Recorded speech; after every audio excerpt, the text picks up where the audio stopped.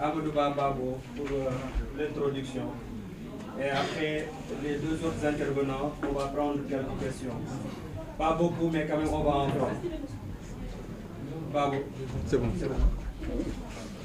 Salam alaikum à tous.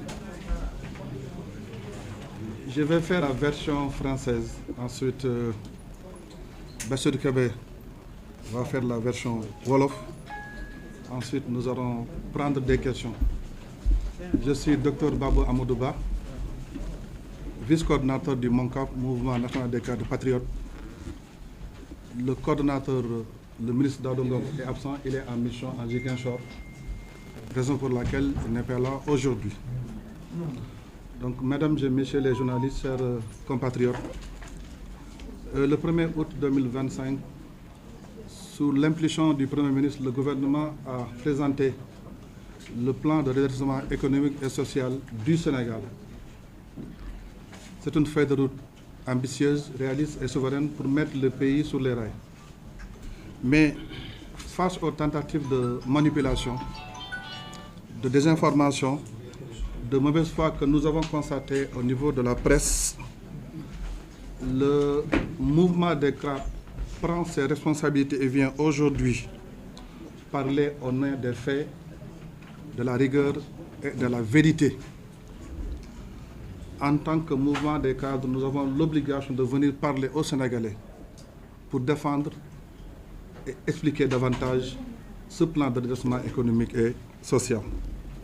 Donc ce plan, au-delà des chiffres et des axes, incarne un projet politique clair. Mesdames et messieurs, pour la présentation, nous allons le faire en 3 parties. La première partie va revenir sur le contexte. Pourquoi nous avons mis en place ce plan de redressement.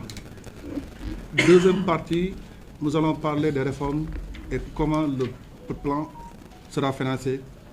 Et troisième partie, nous allons voir l'impact du presse sur le Sénégal. Mais pour commencer en guise d'introduction, nous avons un État stratège qui a dit nous pouvons mobiliser 5 667 milliards, hypothèse base, c'est-à-dire au minimum, avec le plan. L'État du Sénégal stratège pour mobiliser 5 667 milliards sans pour autant emprunter davantage, sans augmenter les taxes et sans brader nos ressources naturelles.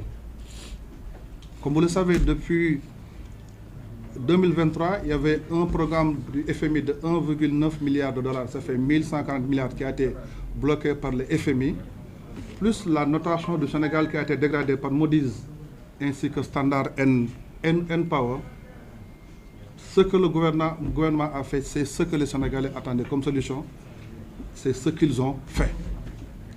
Maintenant, tout à l'heure, nous allons revenir sur les détails. Maintenant, le contexte. Pourquoi il est important de revenir sur le contexte? Au niveau de la presse, nous avons entendu des gens nous dire ils ont présenté la vision Sénégal 2050. Ils ont présenté le master plan. Ils ont présenté la stratégie nationale de développement. Ils ont présenté le plan de redressement économique, comme s'ils pensaient que nous étions en train de tâtonner. Tel n'est pas le cas. Pour commencer, il faut dire à ces gens-là, au moins faire la distinction entre un agenda, un plan et un projet. Un agenda donne une date, et je vais revenir tout à l'heure, le quand. Un plan met l'accent sur le comment, un programme sur le quoi. Le lundi 14 octobre 2024, le président a présenté à Diamniadio l'agenda national de transformation, la vision Sénégal 2050. Cet agenda fixe les objectifs ainsi que les orientations pour le Sénégal. L'idée c'est quoi? Dans l'agenda, nous donnons rendez-vous aux Sénégalais en 2050 pour le Sénégal que nous voulons.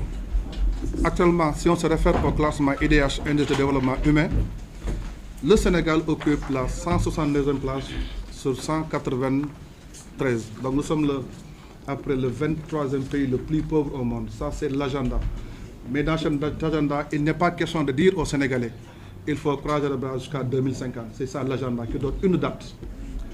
Ensuite, ce même jour, le président a présenté le master plan. Le master plan, c'est le comment. Comment nous allons transformer systémiquement le Sénégal.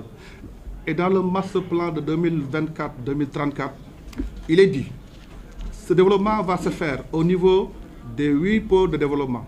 Le pôle de Dakar, Thiès, Louga, Diourbel, le pôle centre Fatick, Kaolack et Kaffrine, le pôle sud Ziguinchor, Kédougou, Kolda, le pôle sud-est Tambacounda et Kédougou, le pôle nord-est Matam et le pôle nord de Saint-Louis. Ensuite, on dit maintenant, non seulement le développement va se faire au niveau des 8 pôles, mais aussi à partir des 6 filières stratégiques, effectivement. Dans la vision Sénégal 2050, l'État du Sénégal a ciblé dans son axe 1, économie compétitive, les 6 filières de stratégie qui seront les moteurs de notre croissance économique. 1, industrie extractive. 2, l'agriculture, industrie agroalimentaire. 3, industrie manufacturière. Plus maintenant 3 services à valeur ajoutée. Le numérique, tourisme, culture, ainsi que ICC. Le comment, on l'a dit dans le master plan. Ça se passe dans les 8 pôles territoires à partir des 6 filières stratégiques. Maintenant, puisque le président de la République a été élu pour un mandat de 5 ans, à partir du master plan de 10 ans, on a sorti un plan quinquennal, la stratégie nationale de développement, SND 2024-2029. Et SND, on va le faire avec les projets et les programmes. Et le président l'a rappelé, nous avons ciblé 80 projets catalytiques. Maintenant, pour continuer, si vous lisez dans le SND, j'aime bien les références, à la page 75, SND à la page 75, il faut le lire, on avait déjà parlé du RIA, moi c'est comme ça que je fais pour le retenir. Redresser, impulser, accélérer. Pour dire qu'on ne t'attend pas. Dans le SND, on a dit d'abord, il faut qu'on commence par redresser. Le plan de redressement, de manière globale, consiste à rétablir l'équilibre macroéconomique et à mobiliser les Sénégalais autour de la vision. C'est important. Pourquoi on a dit déséquilibre macroéconomique? Parce qu'il y a eu des problèmes sur lesquels on va y revenir. Mais l'option d'être présenté devant les Sénégalais, ce n'était pas le hasard. On peut faire notre circulaire, mais le gouvernement a fait l'option de le présenter devant les Sénégalais pour regrouper l'ensemble des Sénégalais autour de la vision Sénégal 2050 et pour mobiliser les acteurs autour de la vision stratégique. Donc ça, c'est le plan de redressement 2026-2028. Ensuite, il y aura forcément un plan d'impulsion. Et ce plan d'impulsion, ça sera un plan de 2026-2034. Et l'impulsion maintenant, c'est pour maintenant mettre en place les projets catalytiques qui vont amorcer le développement. Ensuite, à partir de 2028, il y aura maintenant le plan d'accélération qui va aller jusqu'à 2030.